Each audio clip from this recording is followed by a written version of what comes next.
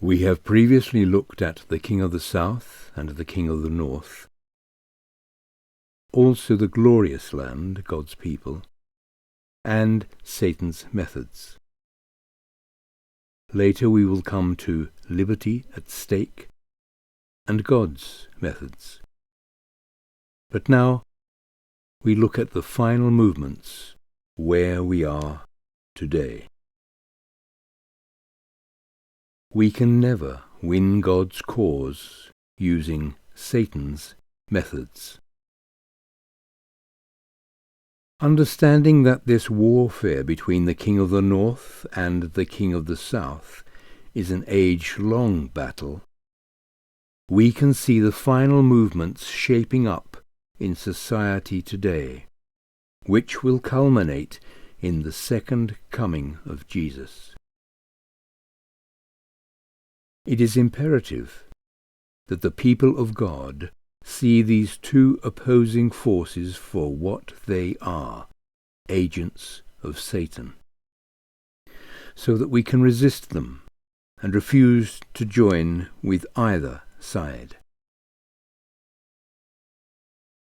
During the Middle and Dark Ages, the forces of the King of the North, religious imperialism, dominated Europe, inflicting all kinds of abuses and injustices upon the people. Then came the Enlightenment, which gave rise to the King of the South.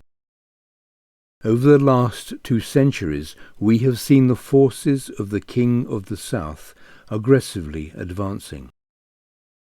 Godlessness, evolutionism, communism, humanism, socialism, and selfish exploitive capitalism have all increased.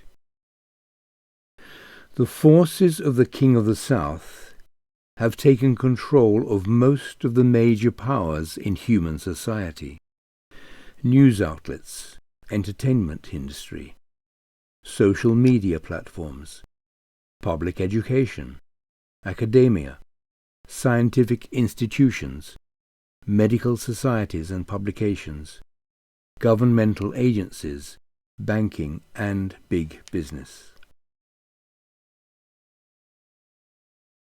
During the recent contagion, we have seen the forces of the King of the South unite in an attempt to advance their vision of a global government.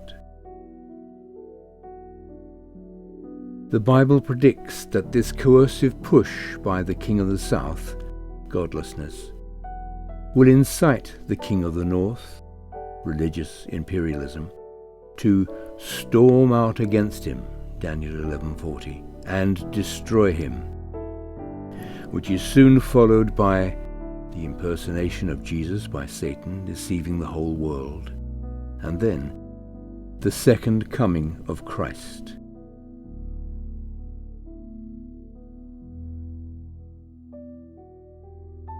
I believe that we are about to see the final rise and assault of the King of the North against the forces of the King of the South.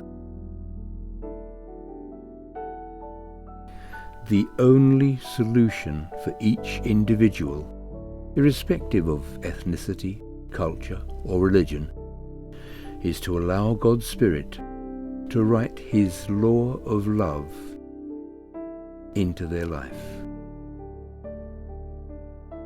This is the healing plan I will renew with the house of Israel after that time, declares the Lord.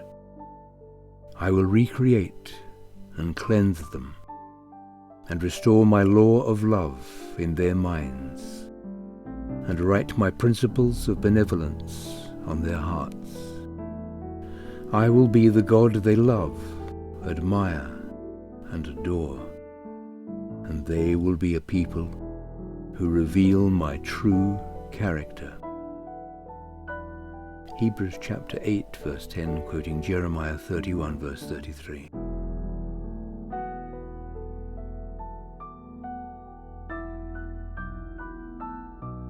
Stand firm for Jesus.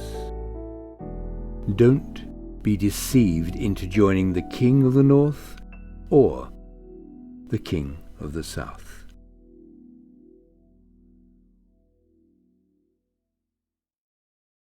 Prepare for the final movements.